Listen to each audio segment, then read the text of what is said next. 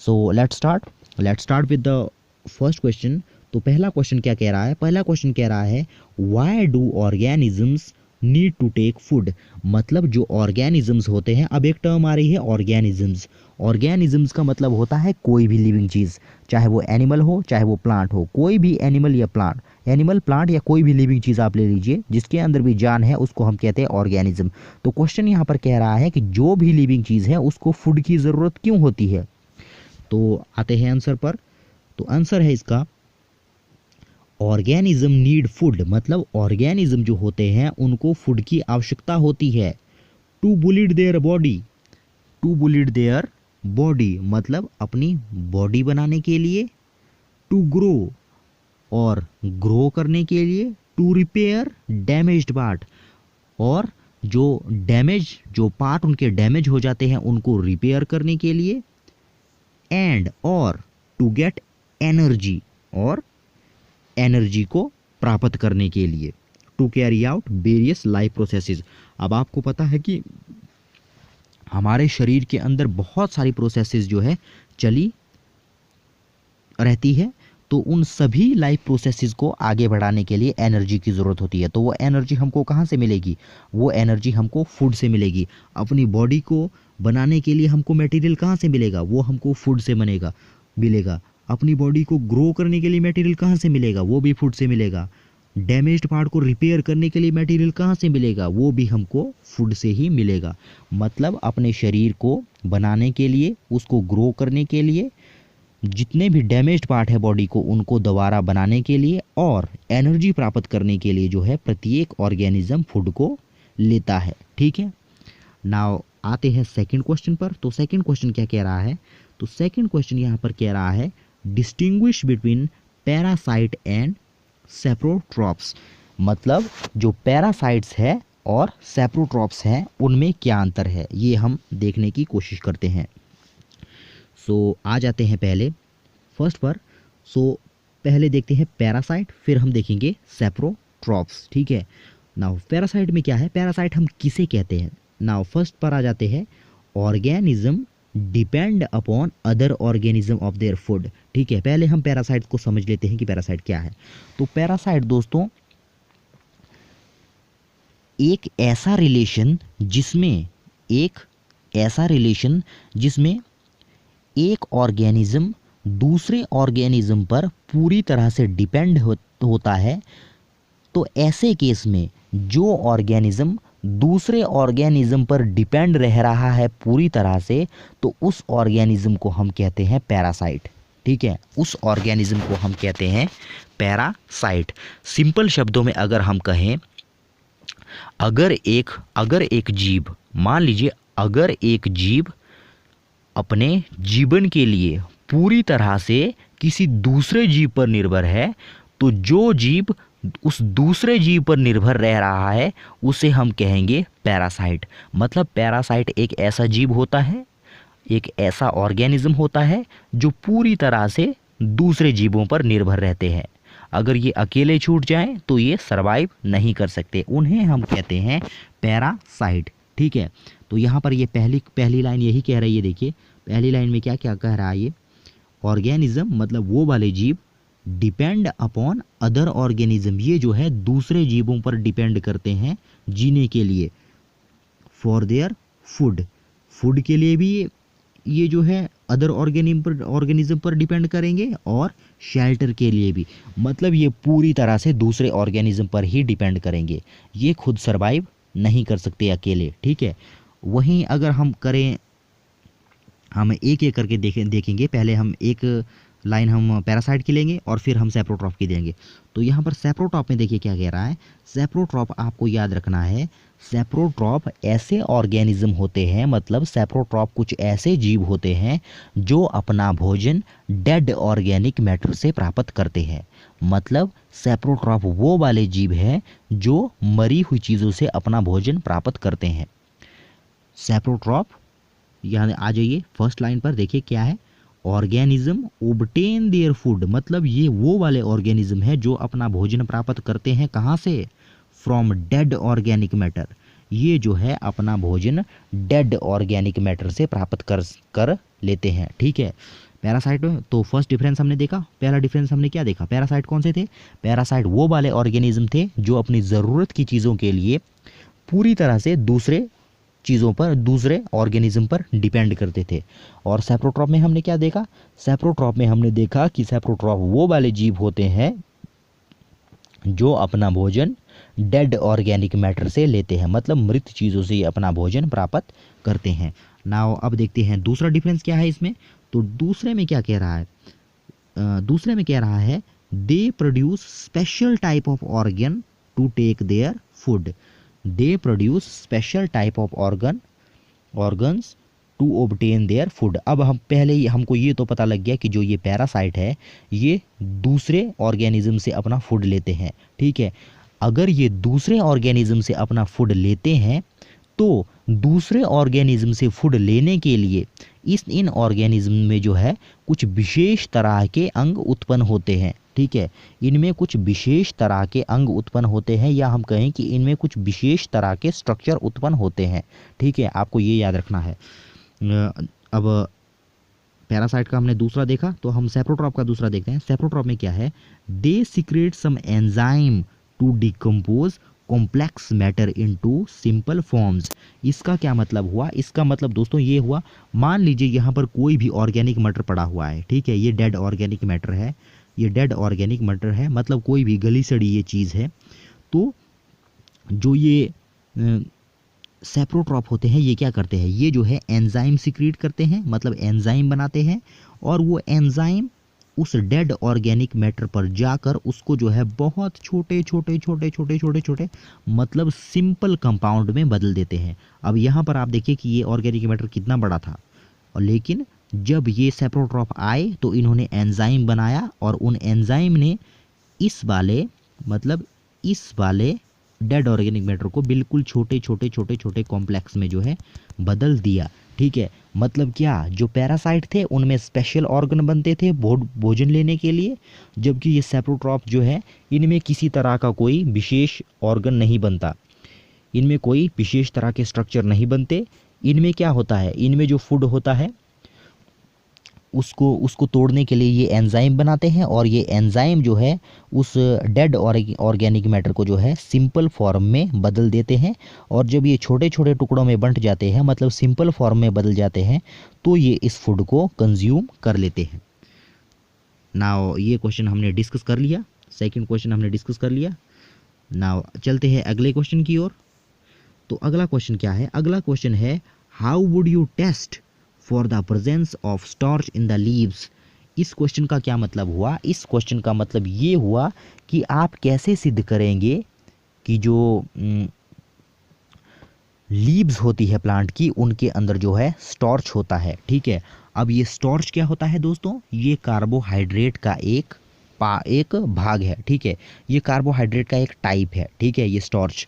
अब कह रहे हैं कि जो प्लांट्स की लीव्स होती है उनके अंदर स्टार्च होता है, आप कैसे सिद्ध करेंगे। ठीक है, इस क्वेश्चन का आंसर देने से पहले मैं आपको ये बता दूं, एक फैक्ट आपको बता दूं कि जब भी हम आयोडीन सोल्यूशन को हम जब भी स्टार्च के अंदर डालते हैं तो वो स्टार्च जो है ब्लू कलर का हो जाता है। ठीक है, ये फैक्ट आपको याद रखना है। कौन सा, जब भी हम आयोडीन सोल्यूशन को स्टार्च के अंदर डालते हैं तो स्टार्च जो है कैसा हो जाता है, स्टार्च का सोल्यूशन वो जो है ब्लू कलर का हो जाता है। ठीक है, तो चलिए शुरू करते हैं। इसका आंसर हम कैसे लिखेंगे, सबसे पहले हम क्या करेंगे, टेक फ्यू ग्रीन लीव्स। सबसे पहले तो हमने कुछ हरी पत्तियां ली। ठीक है, नाउ तब हमने क्या किया, बॉयल देम इन एल्कोहल। उसके बाद हम इनको जो है इन पत्तियों को क्या करेंगे, एल्कोहल के अंदर उनको बॉईल करेंगे। ठीक है, उनको बॉईल करेंगे टू रिमूव देयर पिगमेंट, ताकि उनके अंदर का जो ग्रीन पिगमेंट है वो जो है क्या हो जाए, वो चला जाए। ठीक है, सबसे पहले हमने क्या किया, कुछ ग्रीन लीव्स ली, और उसके बाद उसको पिगमेंट हटाने के लिए उसको क्या किया, उसको एल्कोहल के अंदर क्या किया हमने बॉईल किया, मतलब उबाला हमने उसको।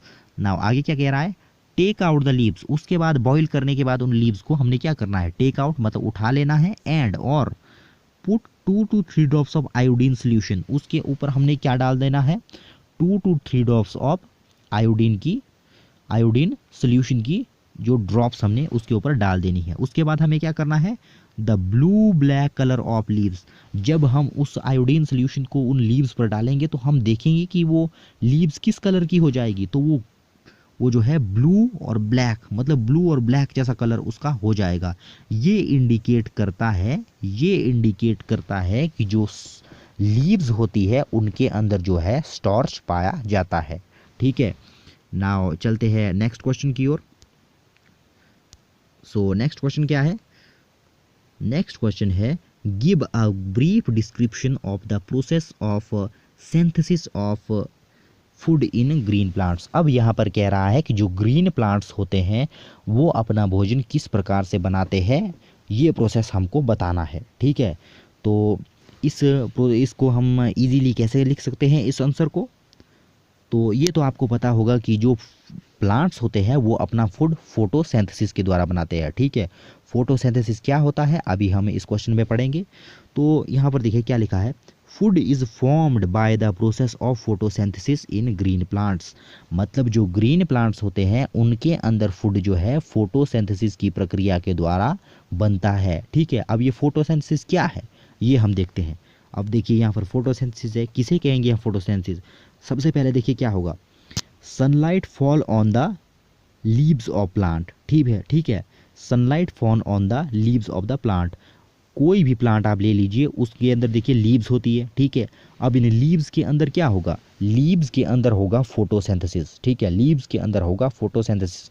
अब हम फोटोसिंथेसिस की प्रक्रिया पढ़ रहे हैं कि फोटोसिंथेसिस की प्रक्रिया के दौरान क्या होगा। तो सबसे पहले क्या होगा, sunlight fall on the leaves of the plant. सबसे पहले तो जो पेड़ के पत्ते होंगे उनके ऊपर क्या गिरेगी, सनलाइट गिरेगी। ठीक है, सनलाइट गिरेगी उनके ऊपर। दूसरे स्टेप में क्या हो गया, CO2 एंटर। CO2 का मतलब है कार्बन डाइऑक्साइड। ठीक है, CO2 का मतलब है कार्बन डाइऑक्साइड।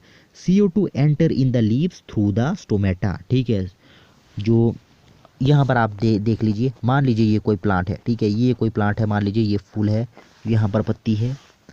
मान लीजिए पहले स्टेप में हमने क्या देखा, पहले स्टेप में क्या बोल रहा है, इस स्टेप में क्या बोल रहा है, इस स्टेप में कह रहा है कि जो ये सन है, मान लीजिए ये सन है। ठीक है, इसकी लाइट गई कहाँ पर, पत्तियों के ऊपर। पहले स्टेप में ये हुआ। ठीक है, दूसरे स्टेप में क्या हो गया, CO2 मतलब कार्बन डाइऑक्साइड। अब जो ये हमारा वातावरण है उसके अंदर गैस कार्बन, बहुत सारी गैसें पाई जाती है, उनमें से कार्बन डाइऑक्साइड भी एक है। लेकिन ये पेड़ कौन सी गैस लेते हैं, ये लेते हैं कार्बन डाइऑक्साइड। और कार्बन डाइऑक्साइड भी दोस्तों ये कहाँ से लेते हैं, तो आप ध्यान रखिएगा, जो पेड़ पौधों के पत्ते होते हैं। ठीक है, जो पेड़ पौधों के पत्ते होते हैं उनमें छोटे छोटे छेद होते हैं। ठीक है, पेड़ पौधों के पत्तों में छोटे छोटे छेद होते हैं, इन छेदों को हम कहते हैं स्टोमेटा। ठीक है, इन छेदों को हम कहते हैं स्टोमेटा। तो जो ये वातावरण की कार्बन डाइऑक्साइड है ये इन स्टोमेटा के थ्रू इन पत्तियों के अंदर घुस जाती है। ठीक है, ये जो वातावरण की कार्बन डाइऑक्साइड है ये पत्तियों के थ्रू जो है, इन स्टोमेटा के थ्रू जो है पत्तियों के अंदर घुस जाती है। ठीक है, तो दूसरा स्टेप हमने पढ़ लिया कि कार्बन डाइऑक्साइड एंटर हो गई पत्ते के अंदर। अब देखिए दो चीज़ें हो गई, एक तो कार्बन डाइऑक्साइड और एक सनलाइट। ठीक है, आगे देखिए आगे क्या है, water comes in the leaves from soil. अब आपको पता है कि जो सॉइल है, सॉइल के अंदर इस प्लांट की क्या होगी, जड़ें होंगी। ठीक है, तो ये प्लांट क्या करेगा, इन जड़ों के थ्रू वाटर को एब्जॉर्ब करेगा और वो भी कहाँ पहुँच जाएगा, लीव्स के अंदर। ठीक है, वो भी कहाँ पहुँच गया, लीव्स के अंदर। आप देखिए कौन कौन सी चीज़ें हो गई, कार्बन डाइऑक्साइड हो गई, सनलाइट हो गई, और क्या हो गया, वाटर हो गया। ठीक है, अब तीन चीज़ें हो गई इसके अंदर। ठीक है, अब फोर्थ में क्या पढ़ रहे हैं हम, फोर्थ में क्या होगा, इन द लीव्स। अब लीव्स के अंदर क्या होगा, अब लीव्स के अंदर हमने देखा कि बहुत सारा मटेरियल इकट्ठा हो गया। ठीक है, लीव्स के अंदर क्या होगा, द CO2 मतलब carbon dioxide, the CO2 and water combine. CO2 और वाटर क्या हो जाएंगे, कंबाइन हो जाएंगे, मतलब मिलेंगे वो in the presence of sunlight. किसकी उपस्थिति में, सनलाइट की उपस्थिति में। एंड ग्रीन पिगमेंट क्लोरोफिल, किसकी उपस्थिति में, मतलब कार्बन डाइऑक्साइड प्लस H2O, ये दोनों आपस में मिल जाएंगे।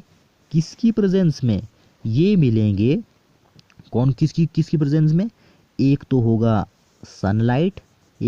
सनलाइट और दूसरा होगा क्लोरोफिल।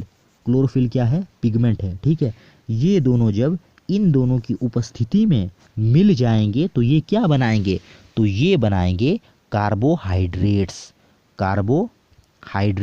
Plus oxygen. ठीक है, कार्बोहाइड्रेट प्लस ऑक्सीजन। अब जो ये कार्बोहाइड्रेट होगा उसको तो वो पत्ता, मान लीजिए ये वो पेड़ था, ठीक है, ये वो पेड़ था, ये वो पत्ती थी, इस पेड़ की पत्ती में वो प्रोसेस हुई जो हमने अभी पढ़ी, ठीक है। तो हमने देखा कि उस प्रोसेस में क्या क्या बना, उस प्रोसेस में बना, एक तो बना कार्बोहाइड्रेट और दूसरा क्या बना, ऑक्सीजन, ठीक है। अब आपको पता है कि पेड़ पौधे कार्बन डाइऑक्साइड लेते हैं और ऑक्सीजन को छोड़ते हैं, ठीक है। अब यहाँ पर ये फूड जो बन गया, इसको तो ये पेड़ पौधे जो है अपने यूज़ के लिए रख लेते हैं, ठीक है, इसको पेड़ पौधे अपने यूज़ के लिए रख लेते हैं, लेकिन जो ऑक्सीजन होती है उसको वो स्टोमेटा के थ्रू बाहर धकेल लेते हैं, ठीक है, उसको वो स्टोमेटा के थ्रू बाहर धकेल लेते हैं। तो आपको ये याद रखना है कि जो स्टोमेटा होते हैं प्लांट के अंदर, उसके थ्रू क्या होता है, उसके थ्रू कार्बन डाइऑक्साइड अंदर घुसती है और ऑक्सीजन गैस जो है बाहर जाती है। तो अब हम लिख सकते हैं कि फोटोसिंथेसिस क्या है। दोस्तों, फोटोसिंथेसिस एक ऐसी प्रक्रिया है जिसमें कार्बन डाइऑक्साइड और water in the presence of chlorophyll and sunlight बनाते हैं क्या, कार्बोहाइड्रेट प्लस ऑक्सीजन, ठीक है। मतलब सिंपल प्रोसेस, सिंपल तरीके से अगर हम कहें कि फोटोसिंथेसिस क्या है, तो फोटोसिंथेसिस जो है प्लांट्स के भोजन बनाने की प्रक्रिया है। और कैसी प्रक्रिया है ये हमने डिटेल में अभी पढ़ ली, ठीक है। नाउ चलते हैं आगे। तो आगे कुछ फिल इन द ब्लैंक्स दिए गए हैं बुक के हिसाब से। तो first fill in the blank, तो फर्स्ट क्या कहता है, green plants are called blank since they made their food. तो ग्रीन प्लांट्स क्या है दोस्तों, अब दो तरह की चीज़ें, दो तरह के ऑर्गेनिज्म होते हैं, ठीक है। अब इसका आंसर क्या है, ऑटोट्रॉफ, इसका आंसर क्या है, ऑटोट्रॉफ। अब आपको रट्टा नहीं मारना है, ठीक है। दो शब्द होते हैं, ध्यान से सुनिएगा, दो शब्द होते हैं। पहला है ऑटो, ऑटो TROPH, पहले आप इसको समझिए। ऑटोट्रॉप्स कौन से होते हैं दोस्तों, ऑटोट्रॉप्स हम उन ऑर्गेनिज्म को कहते हैं, मतलब ऑटोट्रॉप्स हम उन जीवों को कहते हैं जो अपना भोजन खुद बनाते हैं, ठीक है, जो अपना भोजन खुद बनाते हैं उनको हम कहते हैं ऑटोट्रॉप, ठीक है। लेकिन जो अपना भोजन खुद नहीं बनाते, मतलब दूसरे ऑर्गेनिज्म से लेते हैं अपना भोजन, उनको हम कहते हैं हिटेरोट्रॉप्स, HETERO, हिटेरोट्रॉप, TROPHS, हिटेरोट्रॉप्स।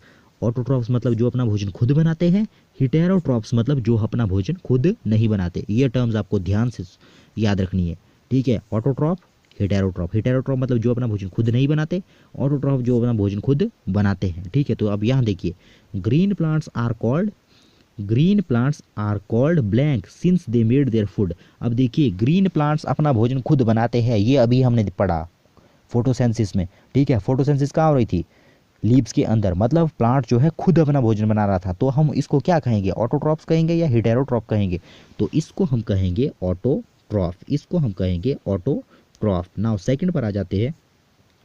तो सेकंड क्या कह रहा है, सेकंड में ये कहा जा रहा है कि the food made by plant is stored as, जो प्लांट के अंदर फूड बनता है, ठीक है, जो प्लांट के अंदर फूड स्टोर होता है वो किस फॉर्म में स्टोर होता है, तो दोस्तों वो फॉर्म होता है स्टार्च की फॉर्म में, ठीक है। ये आपको याद रखना है, फूड किस फॉर्म में स्टोर होता है, स्टार्च के फॉर्म में। ये स्टार्च जो है कार्बोहाइड्रेट का ही एक प्रकार है।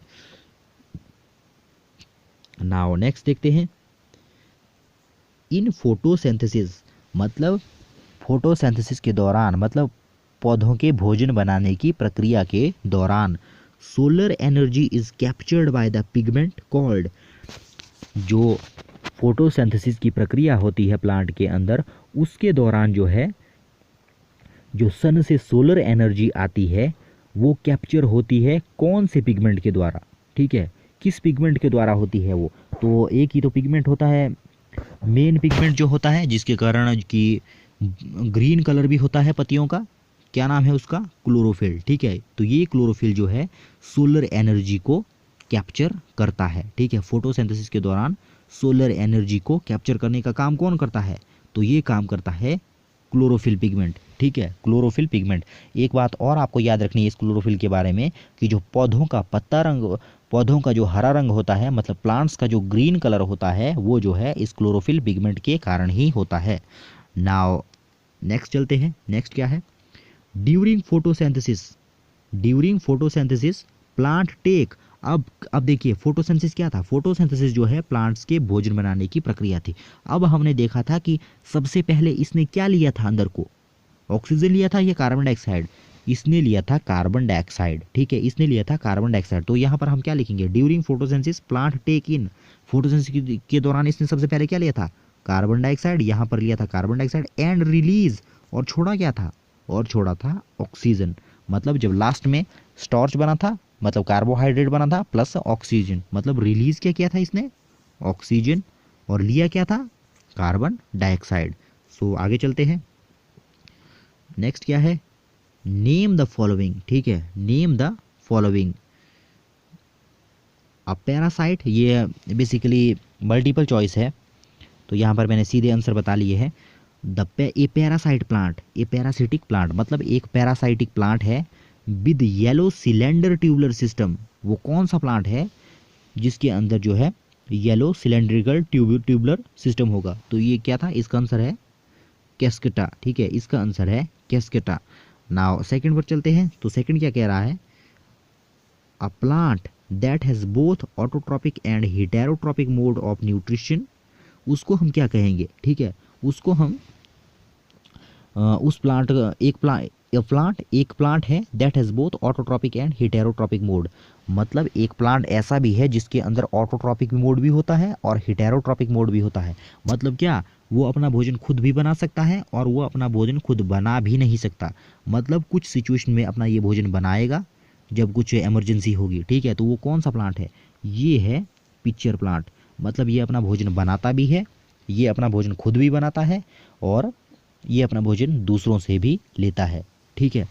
नाउ नेक्स्ट देखते हैं, नेक्स्ट क्या है, the pores through which leaves exchange gases, मतलब उन छेदों को हम क्या कहते हैं, पौधों के अंदर उन छेदों को हम क्या कहते हैं जिनके थ्रू गैसेस एक्सचेंज होता है, मतलब गैसों का आदान प्रदान। हमने देखा था कार्बन डाइऑक्साइड अंदर जा रही थी, ऑक्सीजन बाहर जा रही थी और कार्बन डाइऑक्साइड अंदर आ रही थी। तो कौन से पोर्स के थ्रू जा रही थी, क्या नाम था उन पोर्स का, उनका नाम था स्टोमेटा, ठीक है, उनका नाम था stomata. Now next is tick the correct answer. यहाँ पर हमको करेक्ट आंसर जो है टिक करना है।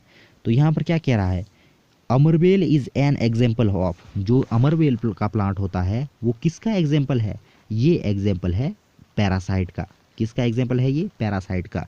क्योंकि जो अमरवेल का प्लांट होता है वो दूसरे प्लांट के सहारे सहारे चढ़ते हुए ऊपर जाता है और दूसरे प्लांट से ही अपना न्यूट्रिशन लेता है, ठीक है। इसलिए अमरवेल क्या है, इसलिए अमरवेल एक पैरासाइट है क्योंकि ये दूसरों पर डिपेंड करता है। नाउ सेकंड क्या कह रहा है, सेकंड कह रहा है the plant which trap and feed on insect is, उस प्लांट का नाम बताइए जो इंसेक्ट को फीड करता है, ठीक है। कौन सा वो प्लांट है जो इंसेक्ट को फीड करता है, तो वो है पिक्चर प्लांट, ठीक है, वो है पिक्चर प्लांट। अब देखिए दोस्तों, अब ये ऊपर भी ये पिक्चर प्लांट आया था, तो ये पिक्चर प्लांट कैसा होता है आप ध्यान से सुनिएगा। तो ये पिक्चर प्लांट जो है इसका जो फ्रूट होता है, उसका जो फ्लावर जो लगते हैं वो इस तरह के होते हैं। मान लीजिए इस तरह के फ्लावर इसमें लगते हैं, एक बास्केट की तरह फ्लावर इसमें लगता है और एक ढक्कन इसमें लगता है, लगा रहता है ऊपर, ठीक है। मान लीजिए ये बास्केट है और ये इसका ढक्कन है इस प्लांट का, ठीक है। अब हमने कुछ देर पहले देखा था कि एक ऐसा प्लांट जिसमें ऑटोट्रॉपिक न्यूट्रिशन भी होता है और हेटेरोट्रॉपिक न्यूट्रिशन भी होता है। तो ये जो पिक्चर प्लांट है, मान लीजिए ये पिक्चर प्लांट है, ठीक है, मान लीजिए ये पिक्चर प्लांट है, ये इसका वो फ्लावर है और ये उसका ढक्कन है, ठीक है।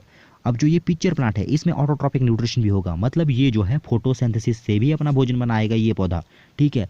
और हेटेरोट्रॉपिक भी होगा। हेटेरोट्रॉपिक दोस्तों ये कैसा होगा, मान लीजिए यहाँ से कोई कीट पतंगा उड़ रहा है, ठीक है, कोई इंसेक्ट यहाँ से उड़ रहे हैं, जैसे ही वो इंसेक्ट या मधुमक्खी इसके अंदर घुस जाती है, मतलब बी इसके अंदर घुस जाती है कुछ एक्टिविटी करने के लिए, जैसे ही वो जीव इसके अंदर घुस जाता है तो ये अपना ढक्कन बंद कर लेता है, ठीक है। ढक्कन बंद कर लेगा और जीव कहाँ हो गया, इस फ्लावर के अंदर ही कैप्चर हो जाता है और कुछ समय के बाद वो जो ऑर्गेनिज्म होता है वो डेड हो जाता है और जो ये प्लांट है ये उसको पचा लेता है, मतलब डाइजेस्ट कर लेता है। अब देखिए यहाँ पर कैसा मोड हुआ न्यूट्रिशन का, तो यहाँ पर हेटेरोट्रॉपिक मोड हुआ न्यूट्रिशन का, क्योंकि इसने दूसरे ऑर्गेनिज्म से भी अपना भोजन लिया। तो दूसरे ऑर्गेनिज्म से जो अपना भोजन लेते थे उनको क्या कहते थे हम, हेटेरोट्रॉप्स। मतलब इसमें हेटेरोट्रॉपिक मोड भी हुआ और ये खुद भी अपना भोजन बना रहा है फोटोसिंथेसिस में, इसलिए इसमें ऑटोट्रॉप्स के गुण भी हुए, ठीक है। सो नेक्स्ट चलते हैं, नेक्स्ट क्या है, तो जो यहाँ से ये क्वेश्चन है, ये मैंने कुछ एक्स्ट्रा ऐड किए हुए हैं, इनको हम लास्ट में देखेंगे, पहले हम बुक के क्वेश्चन देख लेते हैं। तो बुक का क्वेश्चन जो है यहाँ से है क्वेश्चन नंबर 10। तो यहाँ क्वेश्चन नंबर 10 में यहाँ पर ट्रू फॉल्स हमको दिए गए हैं। तो ट्रू फॉल्स में पहला क्या है, carbon dioxide is released during photosynthesis. Photosynthesis के दौरान कार्बन डाइऑक्साइड रिलीज हुई थी। क्या फोटोसिंथेसिस के दौरान जो है कार्बन डाइऑक्साइड रिलीज हुई थी? जी नहीं, फोटोसिंथेसिस के दौरान ऑक्सीजन गैस रिलीज हुई थी। CO2 को तो हमने लिया था, ठीक है, CO2 को तो प्लांट लेते हैं, छोड़ते किसको है? ऑक्सीजन को। तो इसलिए ये स्टेटमेंट कैसी है? ये स्टेटमेंट जो है गलत है, क्योंकि ये रिलीज नहीं होती, ये कंज्यूम होती है फोटोसिंथेसिस के दौरान, ठीक है ना। दूसरा क्या कह रहा है, plants which synthesise their food themselves. मतलब प्लांट्स जो अपना फूड जो है स्वयं बनाते हैं, जो अपना फूड स्वयं बनाते हैं, उनको हम कहते हैं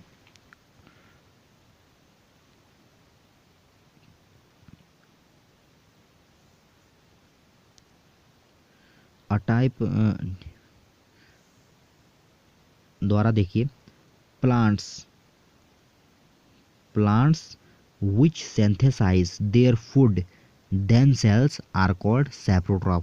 मतलब प्लांट्स जो बनाते हैं अपना फूड अपने आप, क्या उनको सैप्रोट्रॉफ कहते हैं? जी नहीं, उनको सैप्रोट्रॉफ नहीं कहते। सैप्रोट्रॉफ हम उनको कहते हैं जो मरी हुई चीज़ों से, मतलब डेड ऑर्गेनिक मैटर से अपना भोजन लेते हैं, जो अपना भोजन खुद बनाते हैं, उनको हम क्या कहते थे?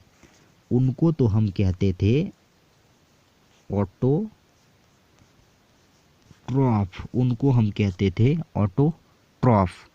नाउ नेक्स्ट पर चले जाते हैं। नेक्स्ट क्या कह रहा है, solar energy is converted into chemical energy during photosynthesis. कह रहा है कि जो फोटोसिंथेसिस की प्रक्रिया होती है उसके दौरान जो है सोलर एनर्जी केमिकल एनर्जी में बदलती है। क्या ये ट्रू है या फॉल्स है? तो ये है ट्रू। फोटोसिंथेसिस की प्रक्रिया के दौरान जो है सोलर एनर्जी केमिकल एनर्जी में बदलती है। नाउ नेक्स्ट देखते हैं क्वेश्चन नंबर 11 क्या कह रहा है, which part of plant gets carbon dioxide from the air for photosynthesis. तो ये भी मल्टीपल चॉइस क्वेश्चन है। तो यहाँ पर कह रहा है कि कौन सा पार्ट, मतलब which part get carbon dioxide प्राप्त करता है फोटोसिंथेसिस के दौरान। फोटोसिंथेसिस के दौरान प्लांट्स का कौन सा भाग जो है कार्बन डाइऑक्साइड प्राप्त करता है? तो वो था दोस्तों कौन सा, which part of plant gets carbon dioxide from the air for photosynthesis. तो इसका आंसर है स्टोमेटा, ठीक है। स्टोमेटा वाला भाग जो है कार्बन डाइऑक्साइड को,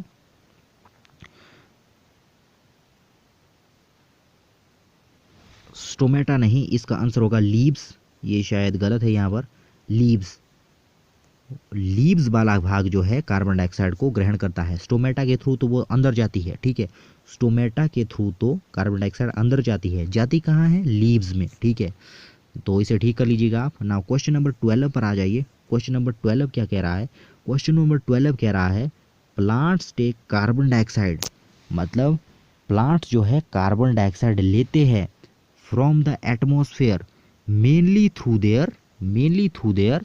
तो यहाँ पर इसमें plants take carbon dioxide from atmosphere mainly through their, तो यहाँ पर उल्टा हो गया। ये जो स्टोमेटा है ये इसका आंसर है, और जो ये लीव्स है ये इसका आंसर है। इसमें थोड़ी गलती हो गई, ये आप देख लीजिएगा। Which part of plant gets carbon dioxide, कौन सा भाग को प्राप्त करता है कार्बन डाइऑक्साइड? वो था leaves. And plants take carbon dioxide from the atmosphere mainly through their, कौन से हिस्से से लेते थे? वो था स्टोमेटा, ठीक है। तो इसको आप ठीक कर लीजिएगा। नाउ अब चलते हैं उन क्वेश्चन पर जो मैंने एक्स्ट्रा लिए हुए हैं, मतलब NCERT की जो बुक में जो क्वेश्चन नहीं दिए गए हैं, लेकिन ये जो है हमारे एग्जामिनेशन के लिए इम्पॉर्टेंट है। तो वो कौन कौन से क्वेश्चन हैं? तो यहाँ पर हम देखते हैं, नेम द न्यूट्रिएंट्स के नाम लिखिए। मतलब जो हमारा फूड होता है उसके अंदर कौन कौन से न्यूट्रिएंट्स होते हैं, ठीक है। तो पहला न्यूट्रिएंट है कार्बोहाइड्रेट, ये आप 6th क्लास में ही पढ़ चुके हैं, कार्बोहाइड्रेट। दूसरा कौन सा है? विटामिन्स। तीसरा कौन सा है? फैट। चौथा प्रोटीन्स। अगला मिनरल्स। तो ये जो है हमारे न्यूट्रिएंट्स है। कौन कौन से? Carbohydrate, vitamin, fat, protein and minerals. ठीक है। नाउ सेकंड क्या कह रहा है? How do plants made food? Plants अपना भोजन कौन सी प्रक्रिया से बनाते थे? क्या नाम था उसका? उसका नाम था फोटोसिंथेसिस। होता क्या है ये हमने डिटेल में पढ़ लिया। ठीक है। Now next, what do you understand by parasite, saprophytes and symbiosis?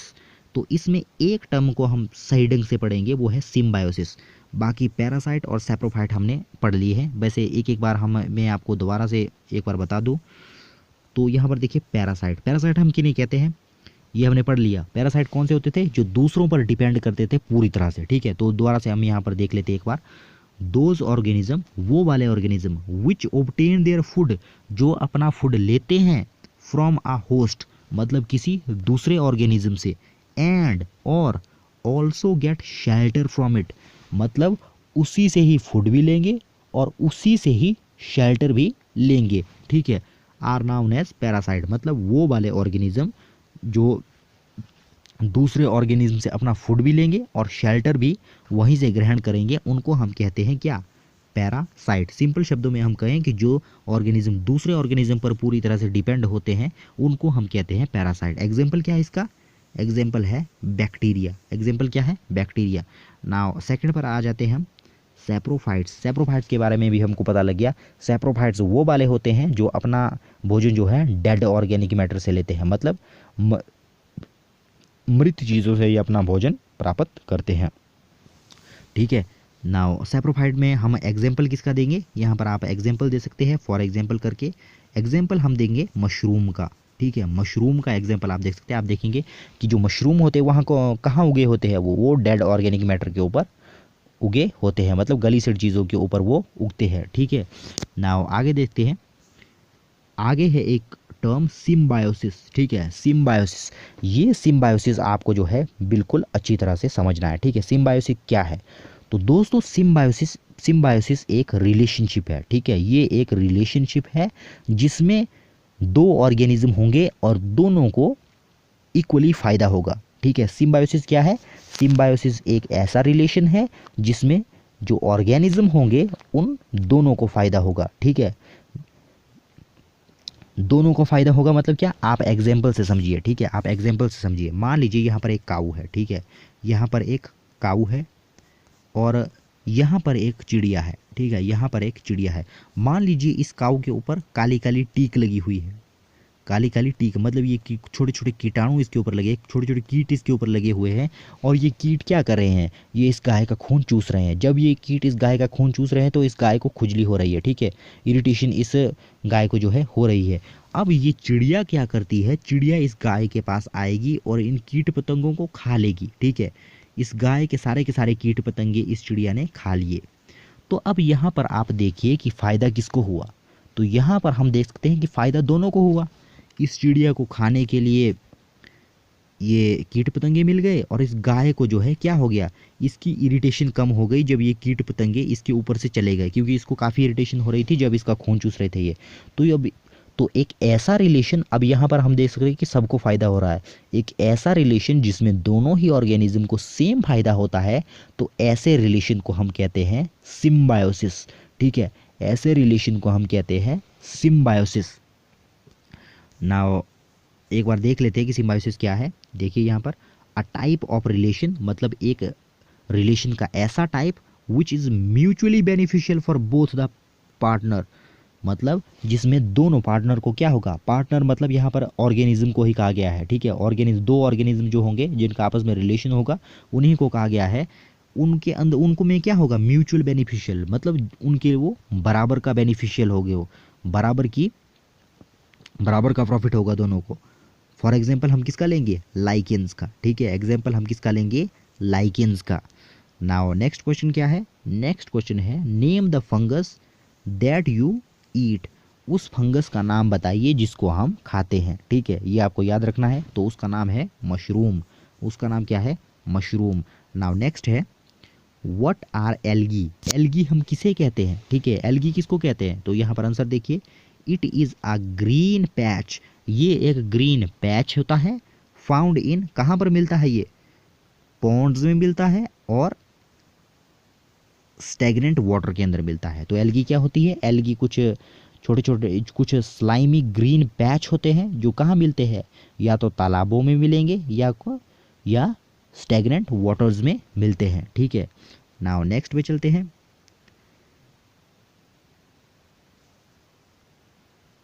सो इसको हमने डिस्कस कर लिया। So that's the end of the video.